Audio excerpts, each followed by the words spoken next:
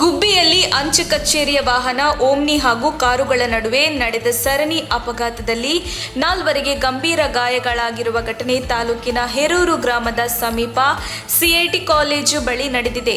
ಗಾಯಾಳುಗಳು ತಿಪಟೂರು ತಾಲೂಕಿನ ನೋವಿನಕೆರೆ ಹೋಬಳಿಯ ಧರ್ಮಗೌಡನಪಾಳ್ಯ ಗ್ರಾಮದವರು ಎಂದು ತಿಳಿದುಬಂದಿದೆ. ತುಮಕೂರಿನ ನೋವಿನಕೆರೆ ಕಡೆಗೆ ಧಾವಿಸುತ್ತಿದ್ದ ಓಮ್ನಿ ತಿಪಟೂರಿನಿಂದ ತುಮಕೂರು ಕಡೆಗೆ ತೆರಳುತ್ತಿದ್ದ ವೇಳೆ ಈ ಘಟನೆ ನಡೆದಿದೆ.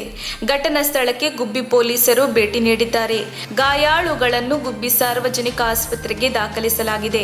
ಅಪಘಾತದ ಪರಿಣಾಮ ರಸ್ತೆ ಸಂಚಾರ ಕೆಲ ಕಾಲ ಸ್ಥಗಿತಗೊಂಡಿದ್ದು, ಸ್ಥಳದಲ್ಲಿ ಆತಂಕದ ಪರಿಸ್ಥಿತಿ ಸೃಷ್ಟಿಯಾಗಿತ್ತು. ವರದಿ ಮಂಜುನಾಥ್ ಗುಬ್ಬಿ.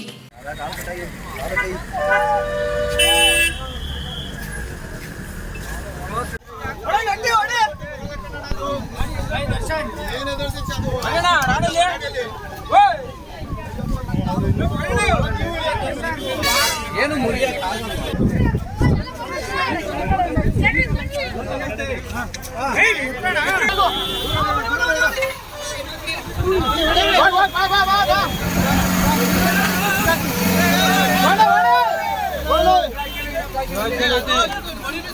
ಬೇಡ ಬಿಡು ಪ್ರಕಾರ ಸಿಗಕ್ಕೆ ಇದನ್ನೆಲ್ಲ ಬೇಗ